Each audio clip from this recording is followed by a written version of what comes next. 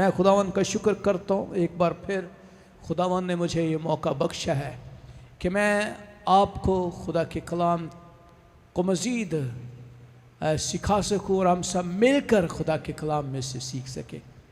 मैं पिछले एतवार हमने बीमारियों के ताल्लुक़ से सीखना शुरू किया है। ये तकरीबन 4 पैगामात होंगे और हम बड़ी डिटेल के साथ, बड़ी वजाहत के साथ, बड़े कलाम को समझने के लिए हम अपने खुदावन से बरकत को रिसीव करेंगे कि किस तरह से हमारा दुश्मन जो है हमारे जिस्म के ऊपर हमला आवर होता है और हमारा जिस्म जो है, जो कि दुनिया के अंदर है, जो बीमारियों का शिकार होता है, हालात का शिकार होता है, मुसीबतें और दुखों का शिकार होता है। इस दुनिया में रहते हुए हम कई दफ़ा बहुत सारे मुश्किलात का सामना करते हैं, तो हमें अपने दुश्मन इब्लीस के सामने अपने जिस्म को किस तरह से मजबूत करना है, आज हम खुदा के कलाम में से सीखेंगे। Hallelujah, praise the Lord. क्या आप तैयार हैं कलाम को सीखने के लिए? हालेलुया। नाउ आज हम खुदा के कलाम में से सीखने वाले हैं रीजंस फॉर द सिकनेस। बहुत सारी वजूहात हैं जो कि बीमारियों की वजूहात हैं। हम इन वजूहात को कलाम मुक़द्दस में से सीखने वाले हैं कि बाइबल मुक़द्दस के मुताबिक जो रूहानी तौर पर क्या रीजंस हैं, क्या वजूहात हैं, क्या वजह है कि एक इंसान जो है, एक रूहानी शख्स जो है वो बीमार पड़ता है। और आज हम 5 रीजंस को स्टडी करेंगे, 5 वजूहात को देखेंगे। नंबर 1, रूहानी कवानीन की जब हम खिलाफ वर्जी करते हैं, रूहानी तौर पर जब हम खुदा के कलाम के कानून को तोड़ते हैं तो हम बीमार पड़ जाते हैं। याद रखिए, जब हम बाइबल के अंदर लिखे हुए कवानीन को तोड़ते हैं, गुनाह करते हैं, तब हम बीमार पड़ते हैं। नंबर 2, जब इब्लीस की सरगर्मियों में हम पड़ जाते हैं, जादूगरी है, तोहम परस्ती है और धागा तवीज़ है, पीरी फकीरी है, और इसी तरह खुदा और उसके कलाम से ज़्यादा किसी शख्स को दर्जा देना है। ये इब्लीसी एक्टिविटीज़ के अंदर जब हम पढ़ते हैं तब भी हमारा जिस्म बीमार पड़ जाता है। खुदा के कुदरती कवानीन की खिलाफ वर्जी भी जब हम करते हैं तब भी हम बीमार पड़ते हैं। ये नेचुरल लॉज जो खुदा ने दिए इस दुनिया के अंदर, उनके अंदर भी जब हम पढ़ते हैं तब भी हम बीमार पड़ते हैं। और एक और ख़ास चीज़ जो आज हम लेने वाले हैं, जब हम पाक शराकत को यानी शायरबानी को गलत तरीके से समझे बगैर हम जब उसको लेते हैं तब भी हम बीमार होते हैं। और फिर सम टाइम रूह को बचाने के लिए जिस्म को जो है वो डिस्ट्रॉय करना पड़ता है। ये चीज़ें हम सीखने वाले हैं।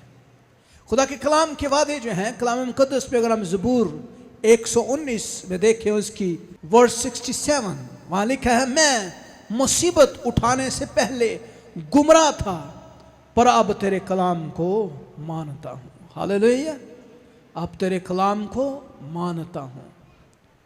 मुसीबत उठाने से पहले गुमराह था, लेकिन मुसीबत ने मुझे सिखाया है कि किस तरह से मुझे तेरे कलाम को मानना है।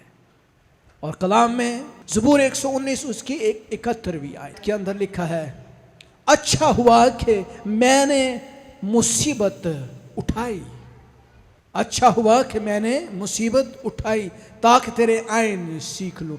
अच्छा हुआ कि मैंने मुसीबत उठाई ताकि तेरे क्या करूं? तो मुसीबत कई दफ़ा अच्छी भी होती, खुदा तो कलाम सिखाता है, आइन सिखाता है, कानून सिखाता है।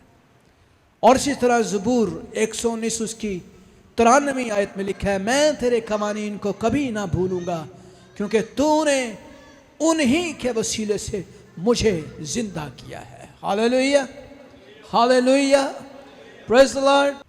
बीमारी का एक जरिया है और वो है अबलीस। लेकिन बीमारी के आने के असबाब मुख्तलिफ हो सकते हैं और उसमें नंबर एक, जैसे मैंने बताया कि जब हम खुदा के कलाम की नाफरमानी करते हैं। बहुत सारे लोग बाइबल को पढ़ते हैं, कलाम को पढ़ने के बावजूद भी हम गुनाह की दलदल में फंस जाते हैं।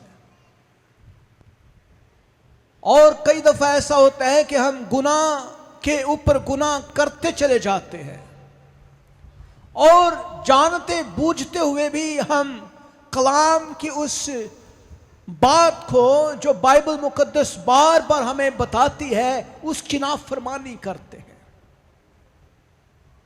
जब हम वायोलेशन करते हैं तो फिर क्या होता है, हम गुनाह की हालत में चले जाते हैं मेरे अजीजों। और गुनाह की वजह से हमारा बदन जो है वो बीमारियों का शिकार होता है। गुनाह की वजह से हमारा जिस्म जो है वो मौत की तरफ चला जाता है। गुनाह की वजह से हमारा जिस्म जो है वो जल्दी प्री मैच्योर डेथ की तरफ चला जाता है। और बाइबल मुकद्दस में अगर हम देखें रोमियो का खत उसका 5वां बाब और उसकी 12वीं आयत में लिखा है, बस जिस तरह एक आदमी के सबब से गुनाह दुनिया में आया और गुनाह के सबब से मौत आई और यूं मौत सब आदमियों में फैल गई, इसलिए कि सब ने गुनाह किया। मेरे अजीजों, बीमारी मौत को पैदा करती है। बीमारी इंसान को कमजोर करती है। बीमारी खुदा और इंसान के दरमियान एक ऐसा शगाफ पैदा कर देती है जिससे हम खुदा की हुजूरी में बैठ नहीं सकते। बीमारी जो है हमें खुदा से दूर कर देती है। और कलाम कहता है, जिस तरह एक आदमी के सबब से गुनाह दुनिया में आया और गुनाह के सबब से बीमारी आई, मौत आई, और यूं मौत जो है सब आदमियों में फैल गई, इसलिए कि हम सब ने गुनाह किया। और गुनाह जो है वो चलता चलता हमारी औलाद के अंदर फैलता गया और यूं इंसान बीमार होते चले गए। मेरे अजीजों, जब तक हम रूहानी कवानीन कोई पासदारी नहीं करेंगे, हम अपनी बीमारियों से आज़ाद नहीं हो सकते। जब तक हम इन तमाम कवानीन की पासदारी नहीं करेंगे, हम कभी भी आज़ाद नहीं हो सकते। मेरे अजीजों, याद रखिए, जब भी खुदा अपने लोगों को छुड़ाना चाहता है तो वो सबसे पहले यही कहता है कि गुनाह को छोड़ दो, गुनाह से नफरत करें, क्योंकि कलाम कहता है गुनाह की मजदूरी मौत है, मगर खुदा की बख्शिश हमारे खुदावंद यीशु मसीह में हमेशा की जिंदगी है। हालेलुया। गुनाह की मजदूरी क्या है? इसलिए जब भी हम रूहानी तौर पर बीमार होते हैं, रूहानी कानून को तोड़ते हैं। रूहानी बहुत सारे कानून हैं, 10 हुक्मों को हम बखूबी जानते हैं। गुनाह ना करना, चोरी ना करना, झूठी गवाही ना देना, अपने माँ बाप उनकी इज्जत करना।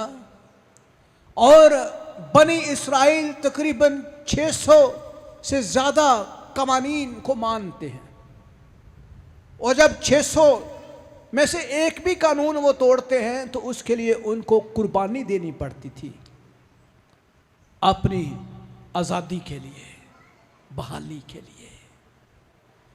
मेरे अजीजों, रूहानी कानून जो है हमारे लिए ऐसे ही है जैसे बनी इसराइल कौम जो है शरीयत के ऊपर अमल करती है, और खुदावंद यीशु मसीह ने एक हुक्म हमें दिया और उसने कहा कि अपने पूरे दिल, अपनी पूरी जान, अपनी पूरी ताकत से अपने खुदा से मोहब्बत कर।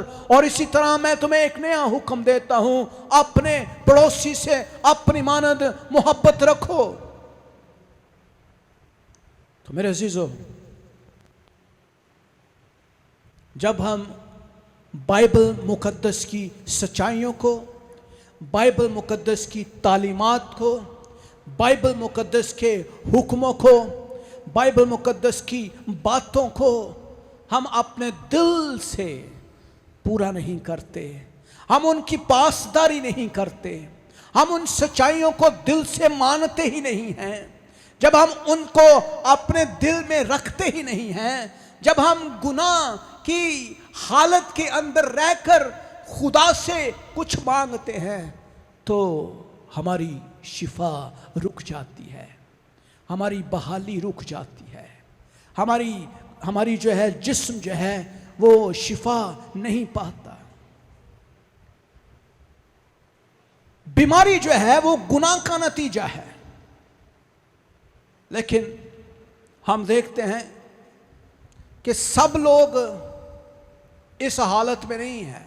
कई दफ़ा खुदा के अजीम खादम पालूस भी बीमारी में से गुजरा, और पालूस रसूल के बारे में कहा जाता है कि वो खुदावंद से गिला करता है, शिकवा करता है और खुदावंद से कहता है, खुदावंद तू मुझे इस बीमारी में से निकाल।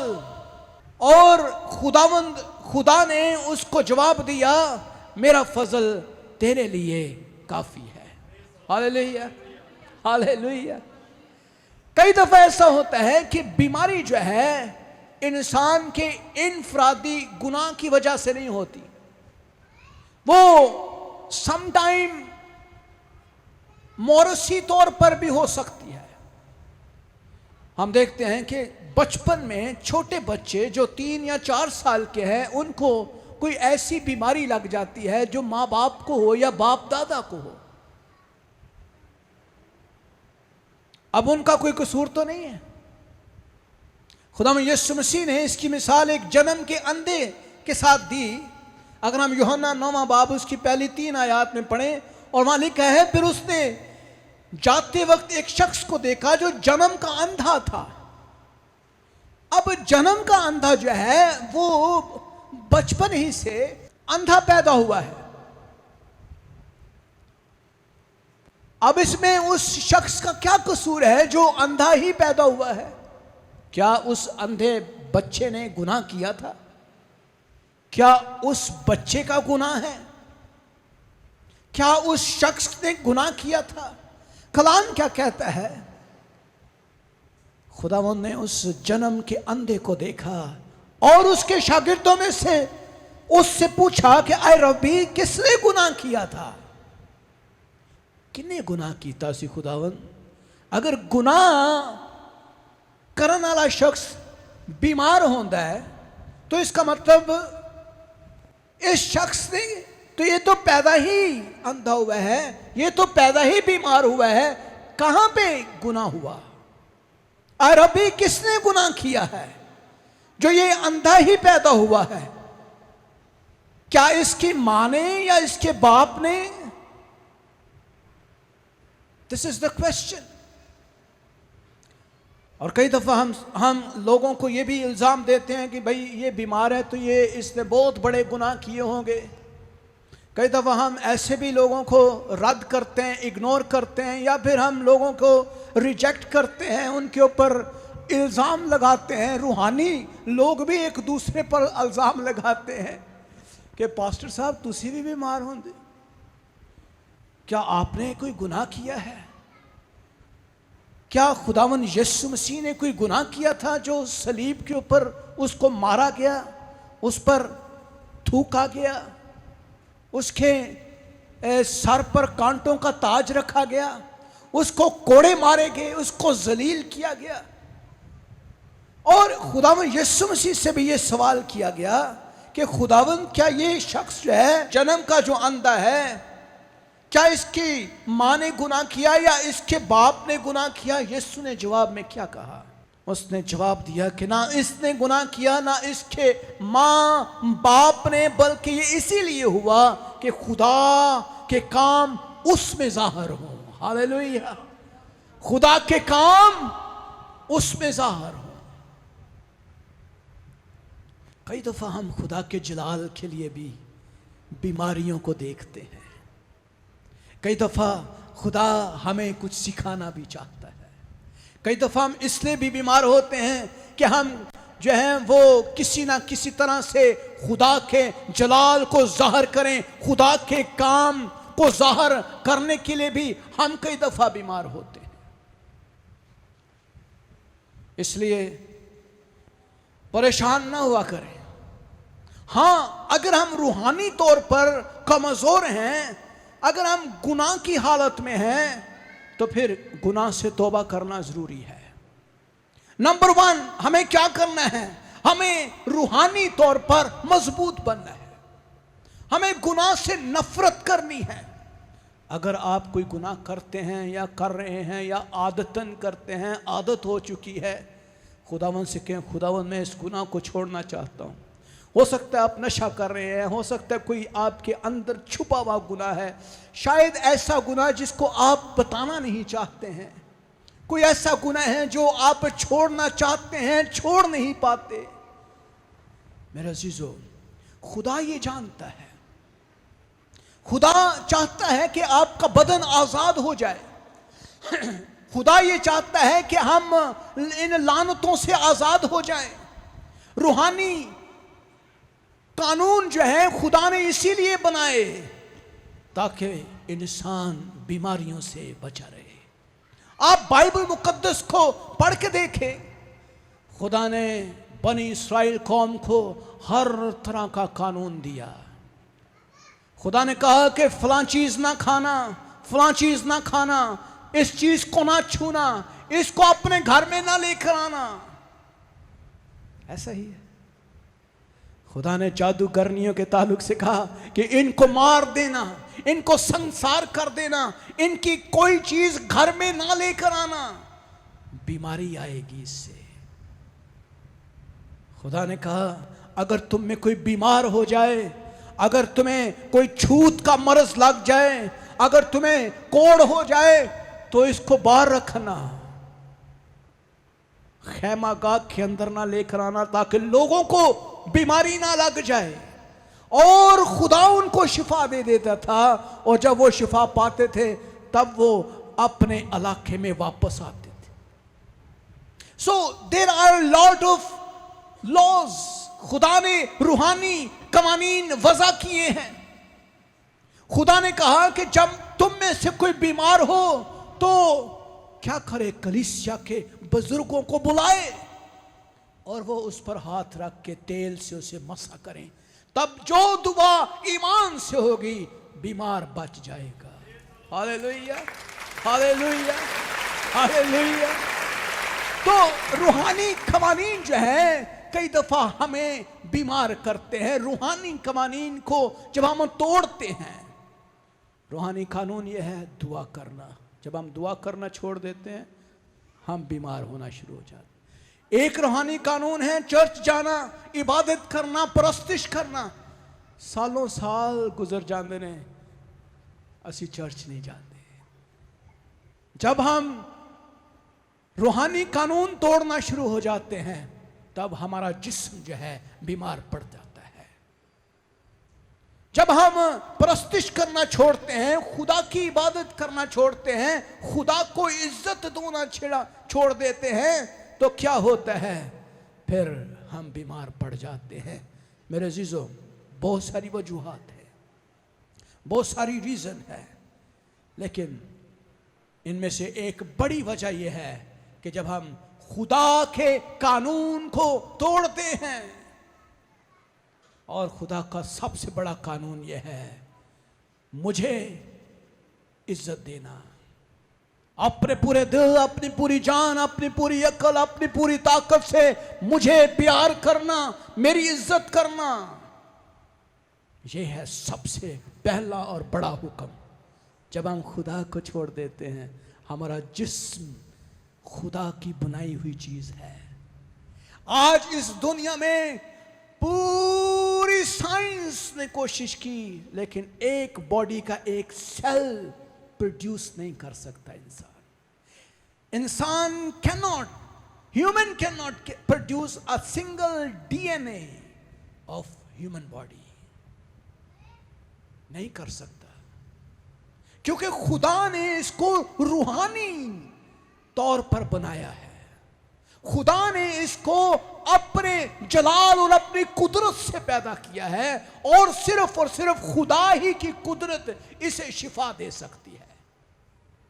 इसलिए मेरे अजीजों, जब हम खुदा की कानून की पासदारी करेंगे तब हम आज़ाद हो जाएंगे। बहुत सारी वजूहात हैं, लेकिन एक बड़ी वजह बीमारी की गुनाह है, और जब हम गुनाह करते हैं तब हम बीमार होते हैं। कुदरती कवानीन भी है, लॉट ऑफ रीजंस। बहुत सारे लोग जब नेचुरल लॉज को तोड़ते हैं, इस दुनिया में जब हम पैदा होते हैं तो हमें बहुत सारे कवानीन मिलते हैं, और कुदरत ने एक कानून ये दिया है कि भी मुनासिब ग़िज़ा खाना। छोटा बच्चा है, अगर वो 1 माह का है, अगर उहदे मूँह च तुसी गोश्त पाना शुरू कर दोगे, क्या ख्याल है? माए बैठी है, कभी गोश्त खवाया जो एक महीने के बच्चे? कुदरत ये कह रही है कि भाई उसको सिर्फ दूध चाहिए। कुदरत का कानून है, जब आप उसको एक मुनासिब ग़िज़ा नहीं देंगे तो वो बीमार पड़ जाएगा और उसका जिस्म कमज़ोर हो जाएगा, क्योंकि हम कुदरती तौर पर कानून को तोड़ रहे हैं। ना मुनासिब ग़िज़ा खा के भी बहुत सारे लोग बीमार होते हैं। सी बहुत खाना खाने साडा काम ही खाना है, क्यों जी? किसी ने कहा हर काम साडा है, तो ए रोटी खा के आया सी बंदा मर गया, ए रोटी खान जा रहे हैं जी, रोटी खा के सब कुछ करना है। खाना जो है हमारी ज़रूरत है, और हम नामुनासिब तौर पर भी खाते हैं, जिसकी वजह से हमारा जिस्म कमज़ोर पड़ता है, बीमार पड़ जाता है। मेरे अजीज़ों, गौर से सुनिए, अपनी खुराक का ख्याल रखें। खुराक इंसान को बीमार करती है, और किसने कहा कि हमारा जिस्म खाने के लिए है, ना कि खाना जिस्म के लिए। बल्कि हमें क्या करना चाहिए? खुराक को इस्तेमाल इस तरह से करें कि हमारा जिस्म उससे जोर हासिल करे। कुदरती कानून जो हैं ये भी जब हम तोड़ते हैं तो हम बीमार पड़ते हैं। बहुत सारे लोग गलत खुराक खाते हैं, नामुनासिब खाते हैं, गलत वक्त पर खाते हैं, और आज हमारे घरों में बीमारियां जो हैं वो सिर्फ और सिर्फ इसलिए हैं क्योंकि हमारा लाइफस्टाइल ठीक नहीं है, और हम इसी स्टेटस के अंदर से गुजर के आए हैं। हम क्या खाते हैं सुबह से लेकर रात तक? क्या आपने कभी अपने खुराक का मुआवजा किया है? आपने अपने खुराक को देखा है, आपने क्या खाया है जिससे आपको ताकत मिली है? क्या आपने उस लाइफस्टाइल को अपनाया है जिसमें आपकी वर्जिश भी है, आपकी ताकत भी है, आपके जिस्म को न्यूट्रिशंस मिली है? So natural laws, some sickness results when you violate. जब हम वायोलेट करते हैं कुदरती कवानीन की, तो नतीजे में हम बीमार होते हैं। बहुत ज़्यादा मेहनत करना और गर्मी में काम करना, सर्दी में काम करना, मुशक्क़त करना हमें बीमार कर देता है। और मैंने बहुत सारे भाइयों को देखा जो सुबह से रात तक काम करते हैं, तो रात तो फिर रात तक काम कर, फिर सुबह फिर रात, और काम ही काम, and there is no rest. नामुनासिब तौर पर ज़िंदगी को जीने से भी इंसान बीमार होता है। गौर से सुनिए कलाम क्या कहता है। नामुनासिब आराम करना, उससे भी इंसान बीमार होता है। खुद पर काबू ना रखना, इससे भी इंसान बीमार होता है, जिसमें जज्बात में बढ़ जाना, गुस्से में आ जाना।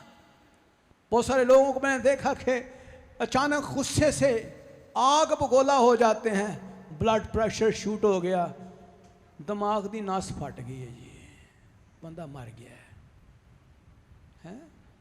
बिकॉज हम अपने आप पर काबू नहीं करते, हम अपने आप के ऊपर काबू रखते ही नहीं हैं। अगर गुस्सा आ रहा है, आप हाइपर हो रहे हैं, आप देखिए अपनी बॉडी को कि मैं एकदम से इतने गुस्से को कंट्रोल नहीं कर सकता। आप अपने जिस्म को कंट्रोल करें। इब्लीस आपको मारने के लिए अपना हथियार इस्तेमाल कर रहा है। कई दफा ऐसा होता है कि आप जब अपने आप को कंट्रोल नहीं करते हैं, जिसमें गुस्सा है, तलखी है, आप अपने जज्बात पर काबू नहीं रखते हैं, तो फिर आप बीमार पड़ जाते हैं। ब्लड प्रेशर है, शुगर है। मैंने देखा बहुत सारी बहनें जो हैं इस तरह से इस प्रॉब्लम के अंदर हैं, क्योंकि वो अपने इमोशंस को, अपनी डिप्रेशन को कंट्रोल नहीं कर पाते, और वो हर रोज एक अनहोनी परेशानी के अंदर बैठी रहती हैं। पता नहीं की हो जाएगा, बच्चे फड़ दे पेने लोग की, मेरा मुंडा बाहर है, हो जाएगा की हो जाएगा, और डरदियां रहंदियां सारा दिन, सुबह से लेकर शाम तक उन्होंने कोई ना कोई डर ही लगा रहता है। तो उस खौफ के अंदर रहते रहते एक वक्त आता है, डॉक्टर कहते भी थानू ब्लड प्रेशर हो गया, तुसी गोली खाना शुरू कर दियो। अच्छा नींद भी नहीं आती, अच्छा नींद की भी गोली खा ले। अच्छा शुगर हो गया, शुगर की भी गोली खा लो। हुण जनाब जिसम च बड़े पट्टियां च दर्द होंदी, ए जी ए भी गोली खा लो, है जी। हुण दिल का मसला हो गया, लो जी हुण ए भी गोली खा लो। तो वजह की सी? हमने अपने आप को कंट्रोल नहीं किया, हमने अपने जज्बात को, नेचुरली लॉ जो हैं, जो दुनिया के अंदर हैं, उनके अंदर हम अपने आप को कंट्रोल नहीं करते हैं। नशियात है, अल्कोहल जब हम पीते हैं, शराब कई दफ़ा लोग पीते हैं, तो फिर गुर्दे साड़ लेंदे ने। मैंने कई दफ़ा लोगों को देखा जो कच्ची शराब पीते हैं और उसी दिन उनकी डेथ हो जाती है। ऐसे लोगों को देखा। पिछले 2-3 साल पहले हमारे वहाँ बाहर कॉलोनी में तकरीबन एक ही फैमिली के 7 लोगों की डेथ हुई, और पता चला कि वो सब शराब पी रहे थे रात को, और उसी रात वो लोग मर गए। Because they never care their body. हम अपने जिस्म की ख्याल नहीं रखते हैं। नाउ बहुत सारी चीज़ें, एक इसमें यह भी है कि हम इब्लीस और इब्लीस के कामों को नहीं समझते। इब्लीस डायरेक्ट हमारे पर हमला करता है। कई दफ़ा मैंने गौर किया है, मैं दुआ कर रहा था यहाँ पे, और अचानक से इब्लीस का हमला हो जाता है, और सम टाइम मेरी बॉडी जो है वो उसके अंदर एक खचाव आना शुरू हो जाता है। मेरी बॉडी जो है उसमें पावर नहीं होती, जोर नहीं होता। कई दफ़ा हम देखते हैं कि इब्लीस के बराह रास्त हमले हम पर होते हैं। रात को नींद नहीं आती है, खौफ और दहशत की स्पिरिट छा जाती है, बदरूहों का हमला है, बीमारियों का हमला है। और इसकी एक बड़ी मिसाल हम अय्यूब नबी की कहानी से देख सकते हैं। खुदा का बंदा अय्यूब जो है, उसके लिए कहा जाता है खुदा ने ये गवाही दी कि मैंने एक रास्तबाज शख्स, ऐसा रास्तबाज शख्स पूरी दुनिया में नहीं देखा। खुदा कहता है मेरा बंदा अय्यूब एक रास्तबाज शख्स है, मैंने ऐसा रास्तबाज पूरी दुनिया में नहीं देखा। और इब्लीस क्या कहता है, जरा अनु छाड़ के देख, जरा फिर देख, तेरे मुंह दे उत्ते तेरी तकफीर करेगा, तुझ पर लानत करेगा। और खुदा ने कहा ठीक है,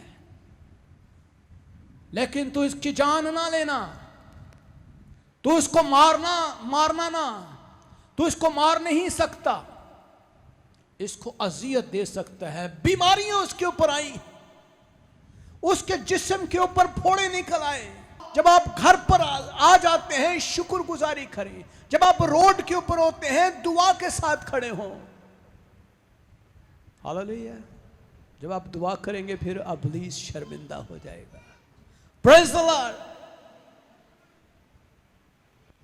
ना ये बहुत इंपॉर्टेंट चीज़ जो हम आप समझने वाले हैं, और वो ये है कि जब हम खुदावंद यीशु मसीह के बदन को सही तौर पर नहीं समझते, बहुत ज़रूरी है।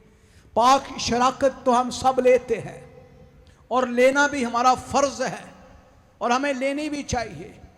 जो लोग नहीं लेते वो गुनाह भी करते हैं और फिर वो नजात और शिफा और बहाली की तरफ भी नहीं जा पाते। लेकिन ज़रूरी ये है, खुदा का बंदा पौलुस कहता है, अगर आप पहला कुरिन्थियों उसका 11वां बाब देखें और उसकी 27वीं आयत में क्या लिखा है, कलाम में लिखा है, इस वास्ते जो कोई नामुनासिब तौर पर खुदावंद की रोटी खाए ना, अनवर्थली इंग्लिश में वर्ड आया है, अनवर्थ यानी उसकी वर्थ को ना समझे, उसकी कीमत को ना समझे, उसकी कदर ना जाने, उसकी वैल्यू क्या ना समझे, उसकी हैसियत को ना समझे कि हम यीशु मसीह के बदन के अंदर शामिल हो रहे हैं, हम उस पाकीज़ा हस्ती के बदन के अंदर शामिल हो रहे हैं। अनवर्थली लेते हैं तब भी हम बीमार होते हैं।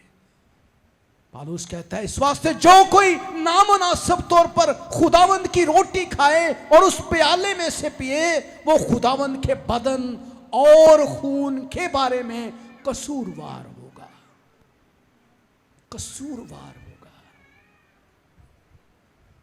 तब भी हम बीमार पड़ते हैं, हमारा बदन बीमार होता है, क्योंकि हम ना मुनासिब हालत के अंदर खुदावंद की रोटी और उसके शीरे में से, उसके प्याले में से लेते हैं। और आपको याद है जब यहूदा इस्करियोती जिसने खुदावंद यीशु मसीह को पकड़वा भी दिया, वो भी यीशु के साथ नामुनासिब हालत में उसने खुदावंद की रोटी और उसके प्याले में से पिया था। ऐसा है, हालेलुया। बस आदमी क्या करे जी, अपने आप को, आदमी क्या करे जी, अपने आप को आजमाए, टेस्टिफाई करे। Once you come to the table, जब आप रोटी और प्याले में से पीने वाले हैं, सिर्फ 2 लफ्ज बोले, खुदावंद मुझे माफ कर, मैं तेरे खून और गोश्त में शामिल होने वाला हूं, मैं इससे अलहदा नहीं हो सकता, मैं कलीसिया का रुकन हूं, मैं अगर पाक शराकत नहीं लूंगा तो फिर किस तरह से मैं आगे बढ़ूंगा, बीमारियां कैसे जाएंगी, कमजोरी कैसे जाएगी। इसलिए खुदावंद मुझे माफ कर, और अगर मुझसे कोई गुनाह हुआ है तो मुझे उससे पाक कर। सिर्फ 2 लफ्ज बोलने से आपका जिस्म पाक होना शुरू हो जाएगा, आपके अंदर से गुनाह और लानत जाती रहेगी, और फिर आप एकदम से पाक हो जाएंगे और आप अशायर बानी के लिए मुनासिब हालत इख्तियार कर लेंगे। मेरे अजीजों, अशायर बानी की रोटी और शीरा जो खुदावंद यीशु मसीह के जिस्म और खून की अलामत है, इसे हमने मुनासिब हालत में लेना है, इसे हमने गौर से लेना है, इज्जत और एहतराम के साथ लेना है, और इसको अनवर्थली नहीं लेना।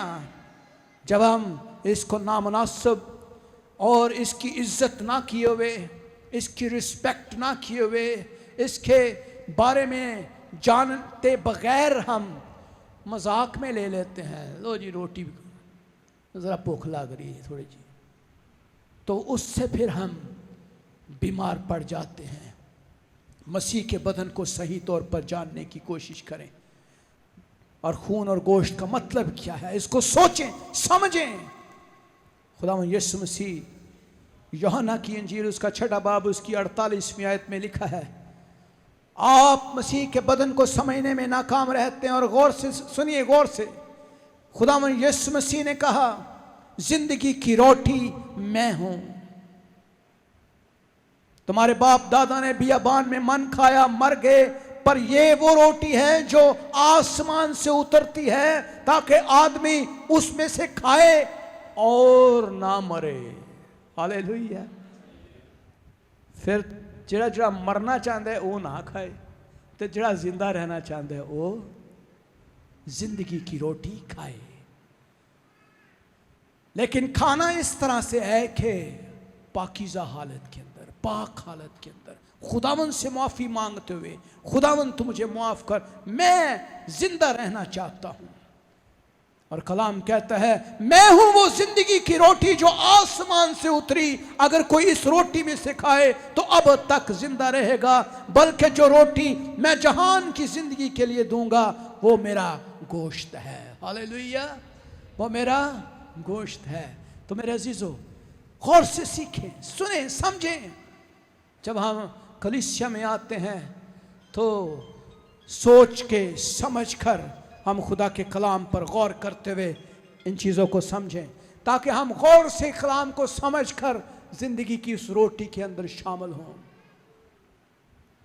जब हम खुदावंद में अपने भाइयों और बहनों के साथ हमारे सच्चे बंधन को तस्लीम नहीं करते, तब भी हम गुनाह की हालत में होते हैं। कई दफ़ा लोग कलीसिया को तोड़ने के लिए आते हैं, गलत नीयत से आते हैं, गलत सोच कर आते हैं, और कलीसिया को उस स्टेटस को जो कलाम में लिखा है तुम खुदा की खेती हो, खुदा की अमारत हो, तो जब हम इस अमारत को तोड़ना शुरू कर देते हैं तब भी हम गुनाह करते हैं।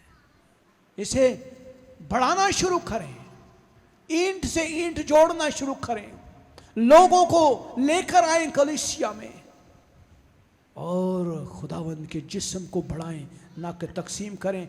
और इसी तरह जब हम नामुनासिब हालत में लेते हैं, मसीह के बदन को नामुनासिब हालत में ना खाएं। जब हम एक गैर मामूली ज़िंदगी के साथ हम पाक शाकत लिखते हैं तो हम नामुनासिब तौर पर खाते हैं, गैर मामूली ज़िंदगी की। ऐसा करने से क्या होता है? कमज़ोरी आती है, बीमारी आती है। और यही वजह है कि पौलुस अपने आप को रूहानी तौर पर जांचने के लिए, पाक शराकत लेने के लिए हमें तौबा करने की क्या करता है? तलकीन करता है। तौबा करें और माफ़ी मांगें। मेरे अज़ीज़ों, ये वो वजूहात हैं जिसकी वजह से बहुत सारे लोग हम बीमार पड़ते हैं, लानतें हैं घरों के अंदर, मौरसी लानते हैं। जब हम जादूगरी में हैं, हरामकारी में हैं, अबलीसी कुव्वतों के ताबे हैं, हम बहुत सारे हमने खुदा पाले हुए हैं, बहुत सारी चीज़ें हमारे अंदर हैं। और सम टाइम जब हम उन सब कामों को करने के साथ साथ इबादत भी करते हैं, प्रस्तुति भी करते हैं, चर्च भी जाते हैं, तो फिर हम बीमारियों से नहीं बच पाते हैं। लेकिन मेरे अज़ीज़ों, खुदावंद आपको शिफा देने के लिए खड़ा है। खुदावंद चाहता है कि आज आप आज़ाद हों, और खुदा चाहता है अबलीस से आप आज़ाद हों। खुदा चाहता है आप अबलीस की लानत से आज़ाद हों और आप खुदावंद के अज़ूर बढ़ना शुरू हों। मेरे अज़ीज़ों, ये वो वजूहात हैं जो रूहानी वजूहात हैं। आए हम सब खड़े हो जाएं और खुदावंद के हुज़ूर अपने आप को तैयार करना शुरू करें।